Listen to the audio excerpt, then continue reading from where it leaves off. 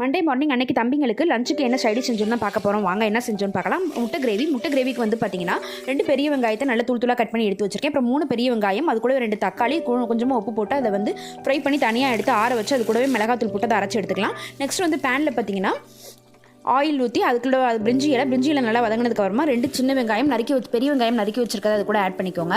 அது கூட நம்ம அரைச்சி வச்சிருக்க பேஸ்ட்டு, மஞ்சத்தூள், இஞ்சி பூண்டு பேஸ்ட்டு, உப்பு தேவைப்பட்டால் போட்டுக்கோங்க.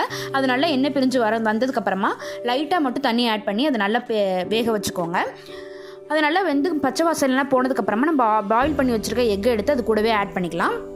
எக்கை வந்து பார்த்திங்கன்னா இந்த மாதிரி நல்லா ஆழமாக கட் பண்ணிக்கோங்க. அப்போ தான் உள்ளே வந்து வாடடிக்காமல் உள்ளெலாம் அந்த மசாலா இறங்கி ரொம்பவே டேஸ்ட்டாக இருக்கும். அன்றைக்கி எங்கள் வீட்டில் பார்த்திங்கன்னா இது ரொம்பவே டேஸ்ட்டாக இருந்தது. நான் வந்து வீடியோக்காக சொல்லலை, நிஜமாலுமே ரொம்ப டேஸ்ட்டாக இருந்துச்சு. கண்டிப்பாக ட்ரை பண்ணி பார்த்துட்டு எப்படி இருக்குன்னு கமெண்ட்டில் சொல்லுங்கள் ஃப்ரெண்ட்ஸ். ரொம்ப ஈஸியாக சட்டுன்னு பண்ணிடலாம். எப்படி இருக்குன்னு கண்டிப்பாக எனக்கு கமெண்ட்டில் சொல்லுங்கள் ஃப்ரெண்ட்ஸ். இந்த வீடியோ பிடிச்சின்னா கண்டிப்பாக நம்ம சேனலுக்கு ஒரு சப்ஸ்கிரைப் மட்டும் தட்டிடுங்க. தேங்க்யூ.